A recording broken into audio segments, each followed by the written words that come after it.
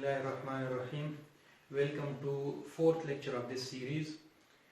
په مخ کې لکه مونږه د introduction to biology مختلف aspects ویلو. نن به مونږه د five kingdom system classification system وایو. دا غي نه مخ کې که فرض کړه تاسو د اوسه پورې کوم YouTube چینل چې دی هغه نه سبسکرایب کړئ نو هغه سبسکرایب کړئ او په بیل آیکن چې کوم دی نو په هغه باندې کلیک کړئ چې تاسو ته د نیکسټ کوم هغه راځي دا لیکچرز راځي چې دا غي نوټیفیکیشن تاسو ته په ټایم باندې انټنسلی ملوي. د five kingdom classification system نه مخکې ارګانیزمز ساينسدانانو بایولوژیست په دوه سیستمز کې تقسیم کړو. یو ته وی کینګډم پلانټي او بل ته وی کینګډم انیمالیا. په کینګډم پلانټي کې به هغه ارګانیزمز راتله چې هغه اټوټراپس پلانټس. په کینګډم انیمالیا کې به هغه ارګانیزم راتله چې هغه هیټروټراپس او هغه لوکوموشن کولای شو انیمالز. خو چون کې هغه نه وروسته کله چې بایولوژیکل نالج وسیع شو کولاو شو نو په هغه کې فنجای چې دغه کریکټریسټیک نه پلانټس په شان دي نه انیمالز په شان دي. دا شان د کینګډم پروټسټا دغه کریکټرز بدل دي. د شان دي د کینګډم پروکاریاټي کریکټرز چې کوم دي هغه بدل دي. د دې د وجنه five kingdom نوکم classification system چې راغلی هغه دی د five kingdom classification system یا د five kingdom system. five kingdom system چې دا پروپوز کړو د ټول نوزل رابرټ ویټیکر په 1969 کې. رابرټ ویټیکر په 1969 کې ټول نوزل پروپوز کړو. په five kingdom system کې اولنی چې کوم دی هغه کینګډم پروکاریاټي یا کینګډم مونیرا ورته مونږ وایو. په کینګډم پروکاریاټي کې د کوم ارګانیزم راځي هغه به یونیسیلولر وي او مایکروسکوپیک وي. یعنی هغه د یو سیل نه جوړ وي او هغه په مایکروسکوپي کې په نیکډ آی په عام سترګو په نظر باندې نه راځي. دا شان دي په دې کې به ممبرین باونډډ نیوکلیس او ممبرین باونډډ ارګانیل چې کوم دي مایټوکونډریا شو دا نه علاوه کلوروپلاست ایټسټرا دا یو په هم نه دا دې کې ابسنټ وي. سیل وال چې کوم دي سیل ممبرین نه بهر چې کوم سیل والي هغه به د میورین نه جوړي او پولیساکراید دی او دې ایگزامپل چې هغه بکټیریا ده چې هغه خپل خوراک نشي تیارولای بل سیال بکټیریا چې خپل خوراک تیارولای شي. کینګډم پروټسټا چې دا دویم نمبر یا کینګډم پروټوټسټا موږ دې ته وایو. په کینګډم پروټسټا کې یوکاریاټس راځي یوکاریاټیک ارګانیزم کې راځي. خو دا یوکاریاټس په د ټرو یوکاریاټس نه په کریکټرز کې لکشن ته کم وي. هغه ته به هغه شنت نه رسي.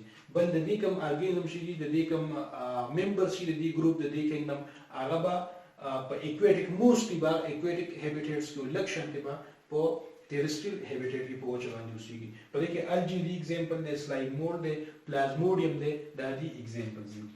دریم نمبر چې کوم کینګډم دی هغه د کینګډم فنجای. نو کینګډم فنجای به چې کوم په دې کې ممبرز راځي هغه به یوکاریاټس ټرو یوکاریاټس وي. دا شان کې هغه ملټي سیلولر د ډیر زیات سیلز نه جوړي. د دې سیل وال به جوړي د کایټین نه. موږ د پروکاریاټس چې د هغه سیل وال د میورین نه جوړ دی د دې سیل وال به جوړي د کایټین نه. دا شان په دې کې کلوروپلاست نه چې کلوروپلاست پکې نشته دی مطلب دی چې کلوروفیل پکې نشته او چې کلوروفیل نشته دا فوټوسنتیز نشي کولای خپل خوراک په خپل نشي تیارولای. د دې وجې د موږ هیټروټراپس وایو. دوه قسمه ارګانیزم یو د موږ وایو اټوټراپس چې خپل خوراک په خپل تیار شي لکه پلانټس او دویم هغه دي چې هغه ته موږ هیټروټراپس وایو چې هغه خپل خوراک په خپل نشي تیارولای. د دې فوډ چې هغه ان د فارم اف ګلایکوجن په دې کې سٹور کیږي. ګلایکوجن یو مالیکول دی فوډ مالیکول دا باغی په فارم کې کیمیکل فارم کې سٹور کیږي. مشرومز او مولز یعنی سمپلی خلیوی چې دا دی فنجای ایگزامپل شو. څلورم نمبر کوم کینګډم چې دی هغه کینګډم پلانټي دی. په کینګډم پلانټي کې به ملټي سیلولر ارګانیزم راځي یعنی د کینګډم پلانټي کوم ممبرز چې وي هغه به ملټي سیلولر وي. د دې نه علاوه دا به ټرو یوکاریاټس وي. په دې کې به کلوروپلاست موجود وي. چې کله به کلوروپلاست موجود دی مطلب چې دا فوټوسنتیسس کولای شي یعنی کلوروفیل پکې شته او چې کلوروفیل پکې شته او فوټوسنتیسس کوي چې موږ بیا اټوټراپیک ارګانیزم وایي یعنی دا به اټوټراپس وي. په خپل به اټو مینز سیلف and traps means food یا نریشمنت دا په خپل خوراک تیارول شي. د دې سیل وال چې ابر سیلولوز نه جوړي د فنجای هغه د کایټین نه جوړو د کینګډم پروکاریاټي هغه د میورین نه جوړو د دې هغه سیلولوز نه جوړي.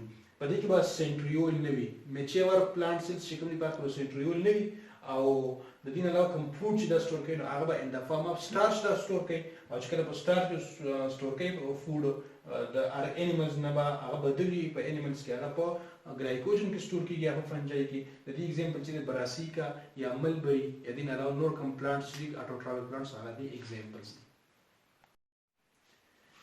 پنځم نمبر د 5 کینګډم کلاسیفیکیشن سیستم چې کوم پنځم نمبر سیستم دی پنځم نمبر کینګډم دی هغه کینګډم انیمالیا دی. کینګډم انیمالیا کې به ټوټل ارګانیزم چې کوم دی هغه به انیملز وي، په انیمل ګروپ کې به وي. د دې اولنۍ پراپرټي دا ده چې په کینګډم انیمینیا والا ارګانیزم به ټول ملټي سیلولر به وي او یوکاریاټس به وي. ټرو نیوکلیس به په دې کې وي او ممبرین باونډډ ارګانیلز به پکې د یوکاریاټس وي. بل دا به ډېر سیلز نه جوړ دي، میلیونز بیلیونز اف سیلز به وي، د ملټي سیلولر به وي. د دې نه علاوه سیل وال به پکې نه وي. سیل وال به په انیمل سیلز کې به سیل وال ابسنټ وي. دغه شان د کلوروپلاست به کې نشته، چې کله به کلوروپلاست نشته د دې مطلب دا چې په دې کې کلوروفیل نشته، او چې کلوروفیل به کې نشته فوټوسنتیز په دې کې نه کیږي. چې کله فوټوسنتیز نه کیږي بیا ورته موږ وایو چې دا هیټروټرافس دي.